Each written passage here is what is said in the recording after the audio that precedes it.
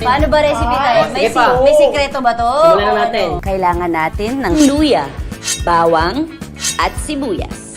Baka, toyo, oyster sauce, beef broth, beef cube, asin, paminta, tinunaw na cornstarch, Ano ilalagay mo pa? Virgin coconut oil ba yan? Mayaman kami. olive. Ano yan, tay? Oil. Oil. Oil. Oil. Ay, oh. Ang next dyan pa, Ginger. Lahat. Very gingery. o pag kami walang tipid. Ang tawag dyan pa? Garlic. Garlic. Wamba. Pag nagluluto si Papa, hindi talaga siya nag-speak Tagalog. So we always speak in English. English? Yes. Okay, English. Hindi naman masama. Bango. Yan. The tuyo. Toyo. Luya. Lahat? Lahat lang. Sure ka pa? Okay. Sama ko? Ako ang kanyang sous chef. Spell soap. Alalay na lang. Ayan, medyo lalayo lang ako pa kasi mainit yan, di ba?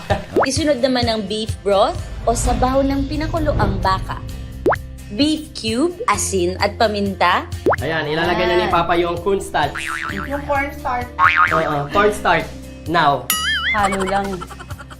Yan, nagiging pamilyar na yung kulay niya. Yan ang pares. Gano'ng karami yung nauubos mo Oo, tayo? sa isang lutuan mo, ilang Yung malaking kaldero, nakita mo yung malaking kaldero. ganyan? Yan ang Wag yan na ang ni Mikey. tira.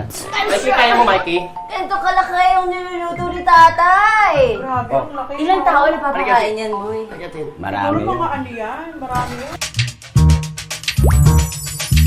Ngayon, pwede na siyang kainin. Pwede. Ikaw na lang magbahala kung gusto mo pa ng add pa ng paminta, gusto mo na lagyan ng patis. Condiment. Pag ganyan, usually, pag isuserve Bawang nyo ngayon, din kutsara. siya sa mga tao, Kutsara. nakahiwala yung karne na ganyan, Yes. saka yung sabaw. Yes.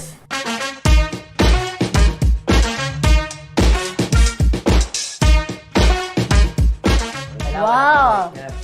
Masarap! Sarap, boy! Oh, Boy, tikman ano natin. tayo, boy? Ito, pa.